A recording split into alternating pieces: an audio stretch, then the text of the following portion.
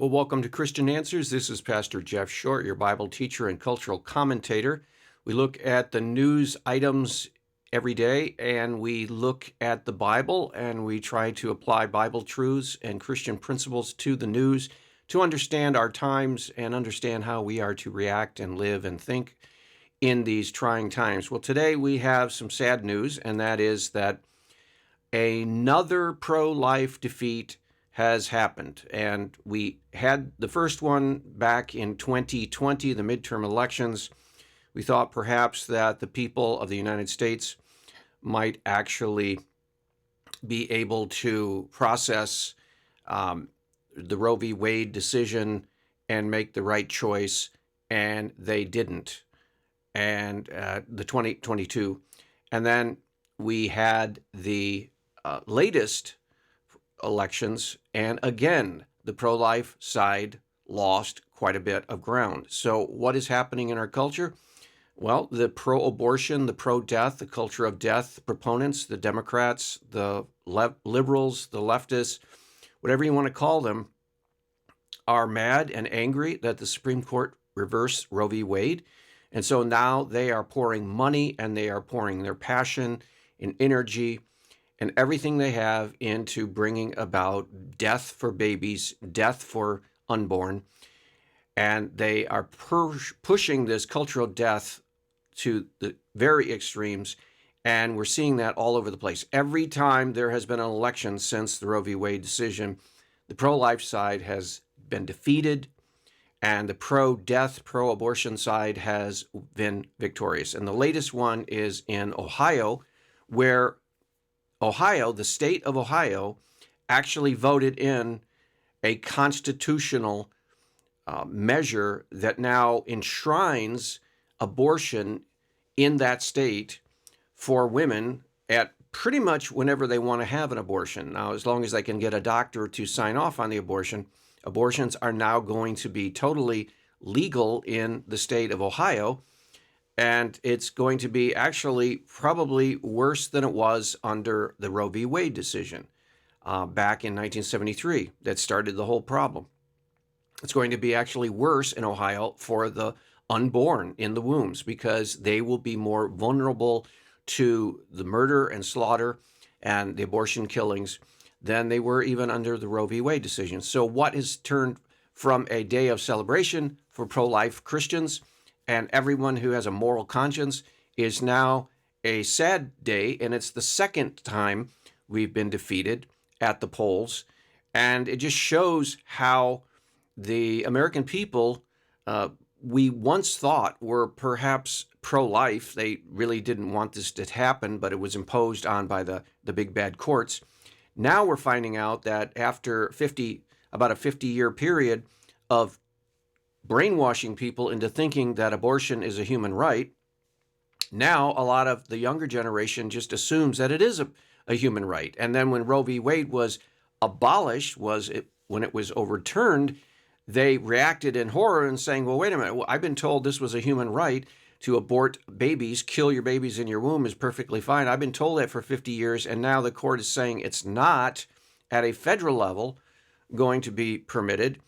And now they're turning out for these state referendums and these state amendments, and they're saying, yeah, we want abortion. So we're learning that the people in the United States that we thought were perhaps a decent moral crowd are actually becoming more and more immoral and indecent and sinful and dark and deadly. And we're finding out that average citizens are actually going bad in the wrong direction, not in the good direction. So we have a bigger fight on our hands than we even had before the reversal of Roe v. Wade. Now, the latest disaster was in Ohio, like I mentioned, where the people voted to guarantee a woman a right to an abortion in that state. So in other words, the very opposite of what we have been fighting for, and that was to block or prohibit abortion because it's the killing, it's the murder of an unborn child.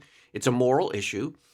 And the people at the polls evidently went to the polls. If we can trust the process, again, I'm not saying that I totally trust the election process. I'm not saying that I totally trust the process of voting and the processing of those votes and tabulating of those votes. I'm not saying that I am totally confident 100% that all of these voting sections were counted properly. I'm saying that if we grant that the vote actually was accurate, which is a big presumption that really we should question, but let's grant for the sake of argument that the vote actually was accurate and all the votes were counted properly and no votes that shouldn't have been counted were put in the mix. Let's assume that it was fair and the elections were true. Then that means the people of Ohio decided that they want to kill babies in the womb and they want to grant women the right to kill their children in the womb. And now that is bad enough. That is tragic enough that just regular citizens in a state like Ohio State has not been known as a strong, secular, humanistic, Democrat, leftist, liberal state. It hasn't been known for that in the past. In fact, it's been known as one of those key swing states where you could sometimes count on Republicans, pro-life Republicans, pro-family and traditional Christian moral values, families voting and actually making a cause for life instead of a cause for death. But now with this latest election results where the people in Ohio actually voted to guarantee an abortion right for women, that has all flipped around. Now that's bad enough, and that's a tragedy, and that has to be processed, and we have to rethink our strategy is, okay, how do we stop baby killing in light of the fact that now it seems like most Americans, of a majority of Americans actually want abortion. They want to kill kids. They want to kill babies. They don't want to draw a line and say murder is wrong. No, they want to say murder is right in circumstances like abortion.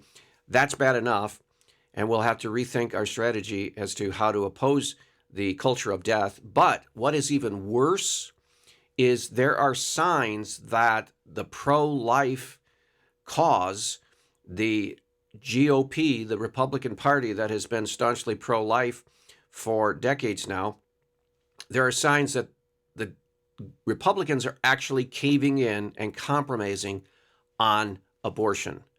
And they're going to think that this is the way that they can win. They're thinking now with this second major setback for Republicans and the pro-life cause, they're thinking that, the only way to win is to actually become Democratic in a light sense. In other words, Democrat light, and to go back to, say, where the Democrats were talking and speaking and arguing for abortion in the 90s and the early 2000s. So many GOP Republican candidates now are thinking, hey, we need to become light Democrats or Democrat light in order to win elections.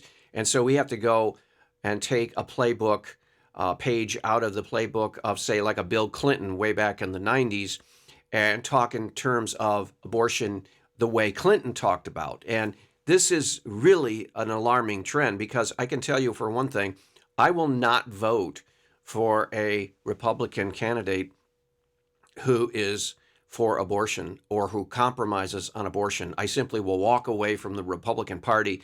And people say, well, then they'll lose. And yeah, they'll lose. Okay, fine. They'll lose because they're losing anyway.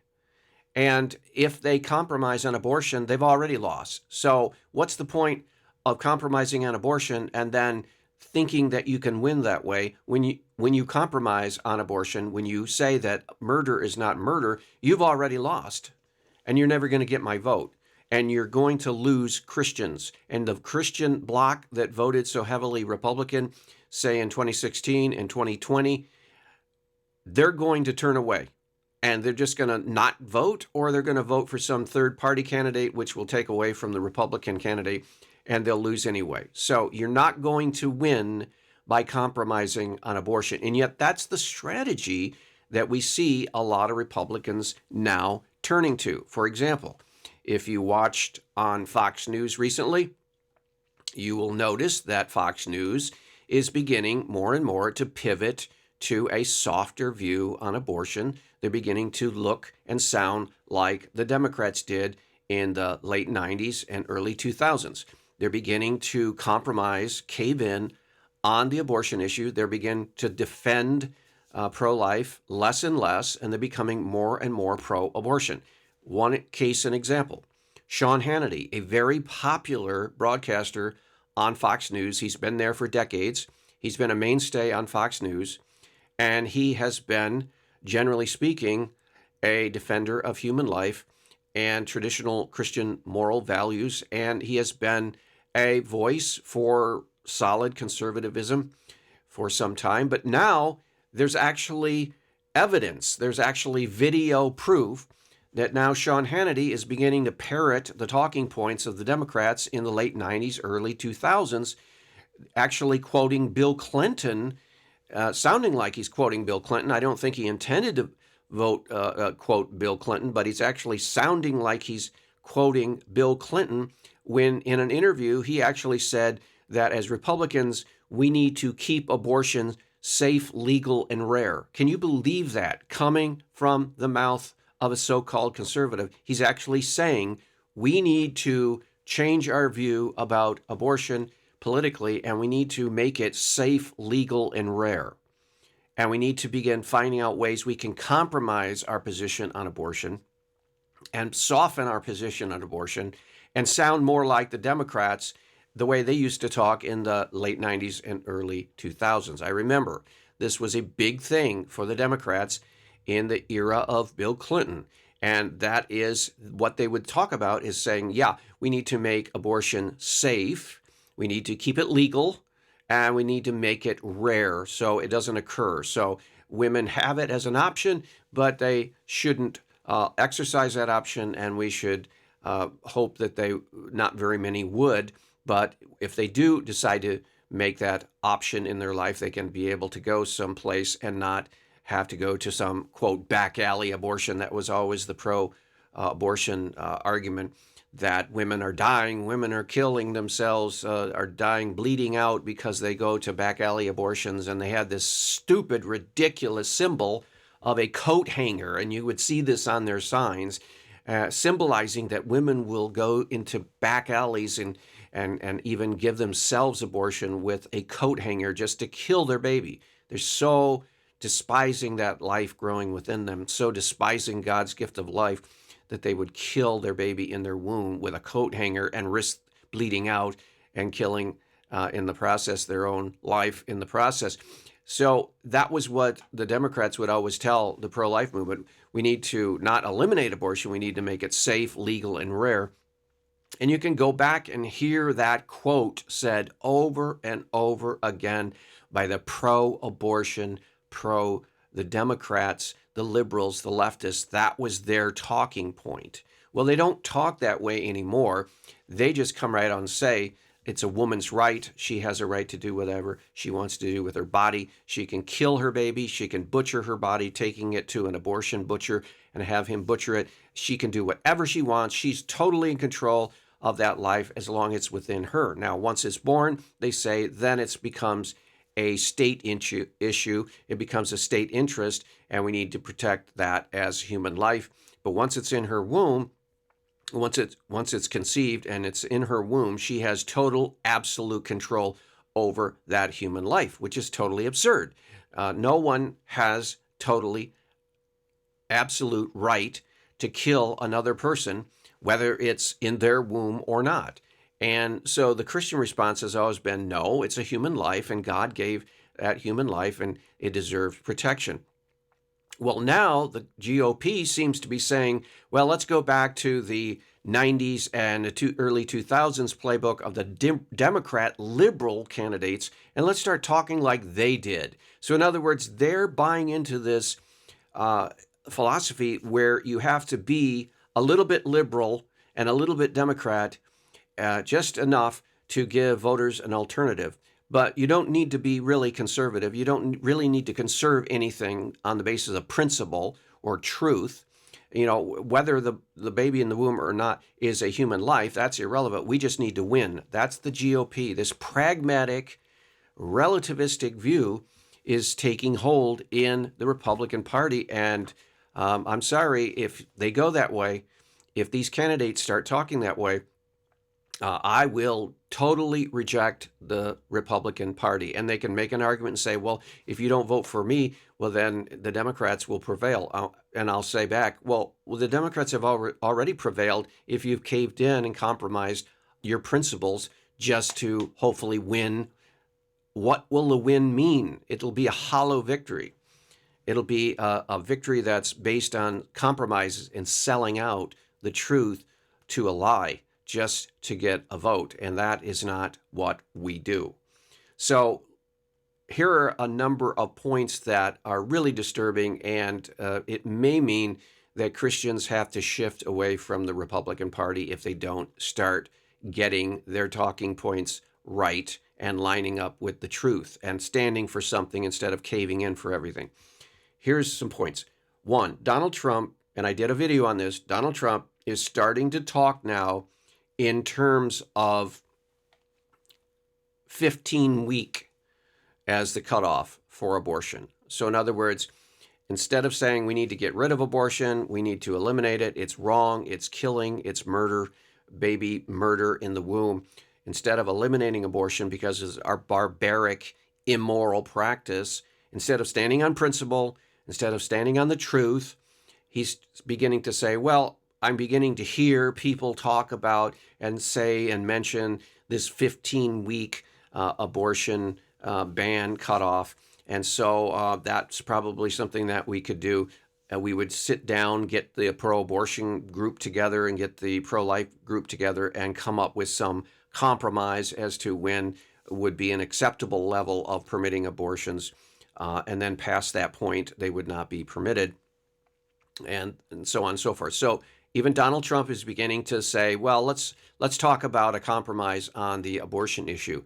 And again, this is very disturbing to hear, because at one point, Donald Trump was listening to his Christian constituency, the people that would actually help him win elections. He was listening to us and saying, hey, I need to agree with them, and I need to reflect their concerns about this life issue, because if I want to get elected, I need their vote, and so I will listen to them. Now he's listening more to the political consultants and the GOP establishment that has always been sort of squishy, wishy-washy on abortion. They've used Christians, they've used social conservatives to win elections, but then they always seem to fumble the ball on abortion when it gets time to actually doing something about it. Donald Trump didn't do that. He actually pushed through 3 Supreme Court justices that were vetted by the Heritage, the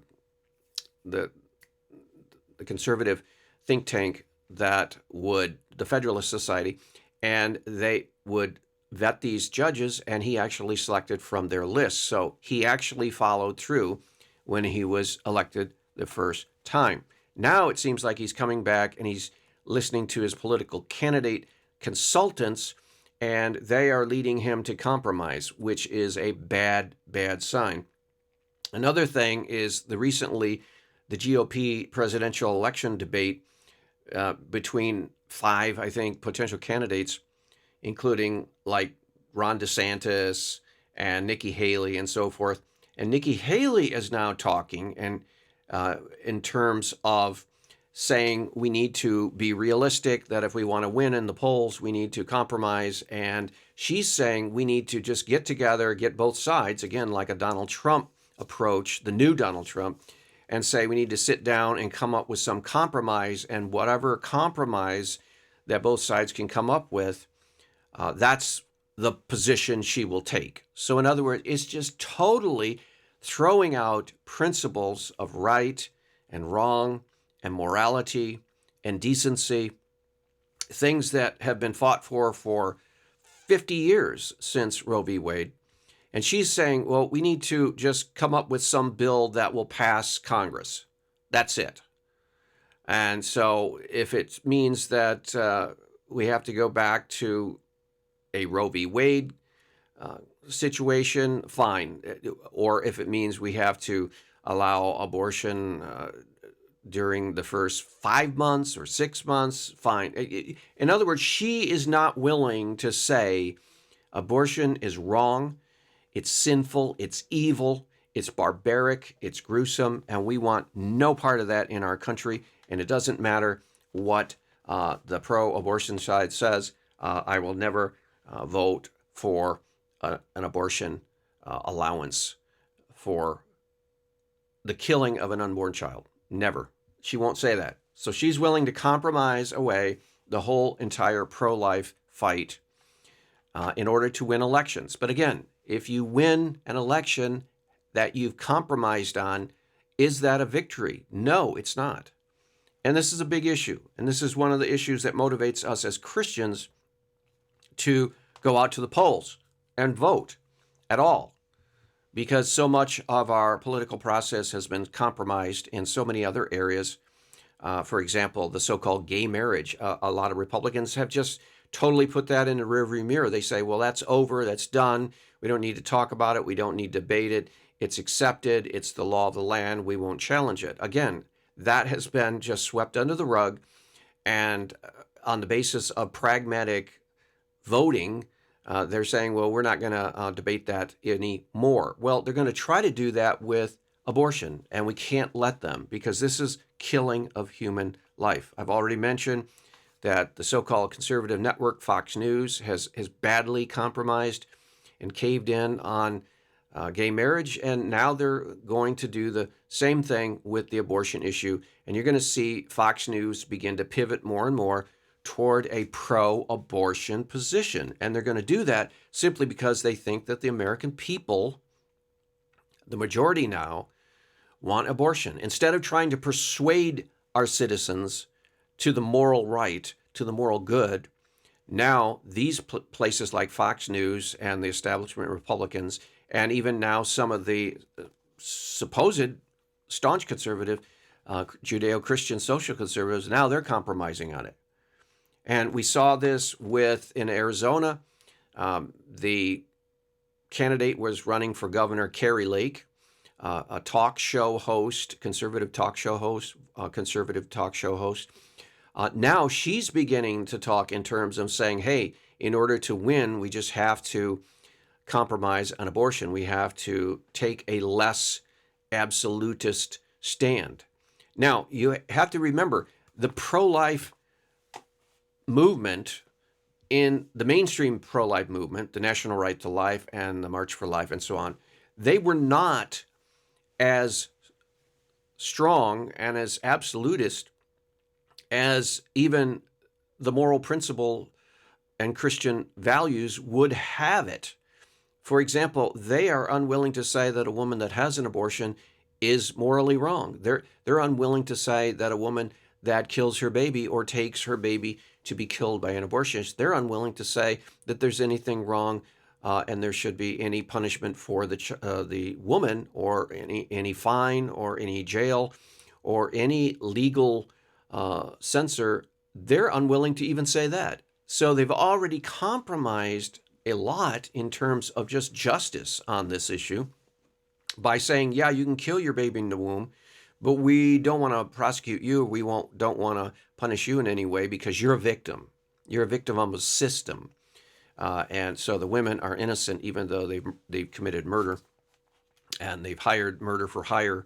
The abortionists, they're not in any way responsible. Well, this is crazy. So they're, the mainstream pro-life movement, even though we had the reversal of Roe v. Wade, it is not as strong as it should be. And now we're being tempted to compromise even more by the Republican Party.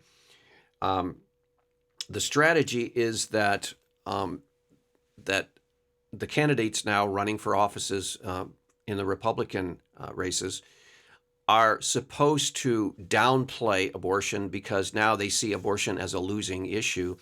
And the strategy now is to try to avoid and don't talk about it and try to run from it. And then maybe we can get out of the spotlight and not have to talk about abortion, because they read the polling and say whenever people talk about abortion, the Democrats, the liberals, the leftists, the pro-abortion camp, they win. And so the strategy now coming from these high-priced consultants and the top of the Republican Party is that we need to soften our views on abortion and then avoid talking about it as much. Now, the Democrats are totally opposite. They say, hey, we need to talk more about abortion. Let's push our pro-death, pro-baby murder on the people because they seem to be responding positively to that. So let's go boldly at the candidates.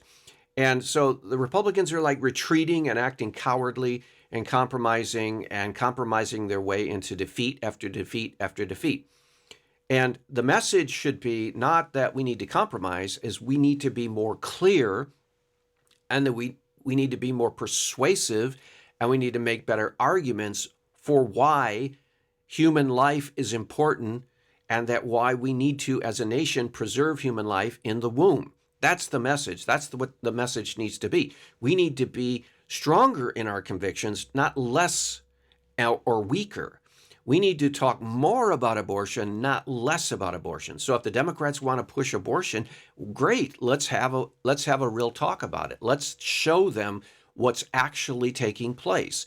Let's put it in the strongest moral terms instead of trying to back away and try to avoid the issue, which a lot of cowardly candidates have done. The people that have lost in these elections, the one midterm elections and now this latest election, the causes and the people that have lost are the ones that have been trying to run away from abortion. That is the Republicans who have tried to soften their views on abortion or try to avoid talking about abortion or haven't strongly voiced their objections to killing babies and baby murder.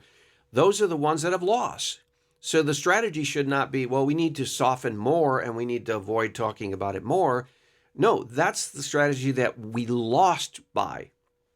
We need to go the other way. We need to say, okay, if you're going to run for an office and you're going to run as a Republican, you need to articulate why killing babies is wrong. Now, you would think nobody would have to actually come up with a very strong argument that killing babies is wrong. But in our day and age, in our morally depraved, sick, sinful, wicked world, ungodly, immoral world, where children are brainwashed into everything in schools and especially the universities, we do need to talk in terms of making a very clear and strong argument for life in the womb. Because if we don't argue for life in the womb, nobody will argue for life in the womb.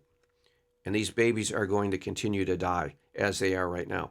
So we need to vet our candidates and saying, look, can you defend human life? Yes or no? If you can't, get out of the way, give somebody a chance to do it. For example, in Michigan, at the midterm elections, there was a very weak GOP candidate for governor. She did not articulate the pro-life position very clearly. She was a former radio talk show host, so you get a lot of those. Carrie Lake was that. You get a lot of former talk show hosts. These are not strong candidates. We want people who are solid, who know how to talk, who know how to articulate the positions and have the courage of the convictions and come right at the pro-abortion argument, come right at the culture of death and attack it. And until we do, it's not looking good for the Republican Party. We really need some people with conviction. Hope this has been helpful. We'll see you back next week. God bless.